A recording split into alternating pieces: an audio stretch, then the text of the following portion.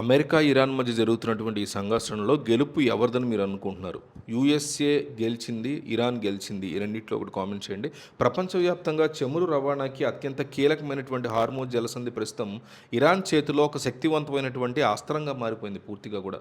భౌగోళికంగా చూస్తే ఇరాన్ అలాగే యెమెన్ దేశాల మధ్య ఉన్నటువంటి చిన్న సముద్ర మార్గం ప్రపంచ ఆర్థిక వ్యవస్థకి ఒక గుండెకాయ లాంటిదనమాట.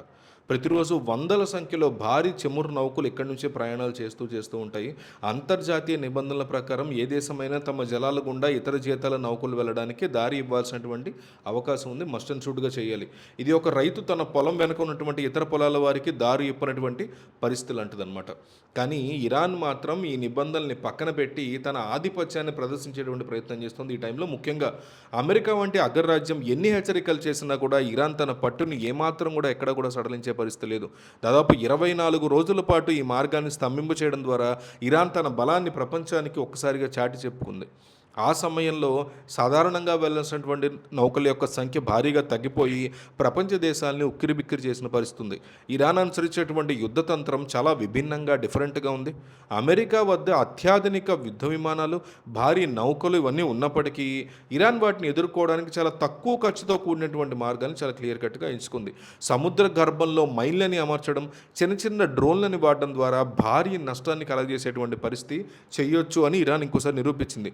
వందల కోట్ల విలువైనటువంటి కార్గో నౌకల్ని కేవలం కొన్ని వేల రూపాయల ఖర్చుతో చిన్న మైన్ ద్వారా దెబ్బతీయడం అనేది ఇరాన్కి సాధ్యమైంది. వాళ్ళు చేసి చూపించింది.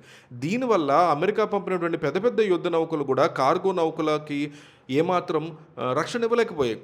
ఇది ఒక రకమైనటువంటి గెరిల్లా యుద్ధం లాంటిది అనమాట. ఇది శత్రువు కళ్ళకి కనిపించకుండా పర్వతాల వెనక దాగి ఉండి దాడులు చేయడం వల్ల ఎదుటి వాళ్ళు ఎంత శక్తివంతులైనా ఏమీ చేయలేని పరిస్థితి వాళ్ళకి ఏర్పడుతుంది. ఇది అనేకసార్లు ప్రూవ్ అయింది చరిత్రలో. హార్మోస్ తీరంలో ఉన్న ఎత్తైన పర్వతాలు ఇరాన్కి చాలా పెద్ద సపోర్ట్గా నిలిచాయి. పర్వతాలు ఇక్కడి భౌగోళిక పరిస్థితులు ఇరాన్కి సహజసిద్ధమైనటువంటి రక్షణ కవచంలా కూడా మారిన పరిస్థితుంది. హార్మోజ్ జలసంధిలో ఇరాన్ యొక్క వ్యూహాలు చాలా బాగున్నాయి. ఇరాన్ అనుసరించినటువంటి దౌత్యపరమైన వ్యూహం కూడా చాలా తెలివిగలదని చెప్తాను నేనైతే.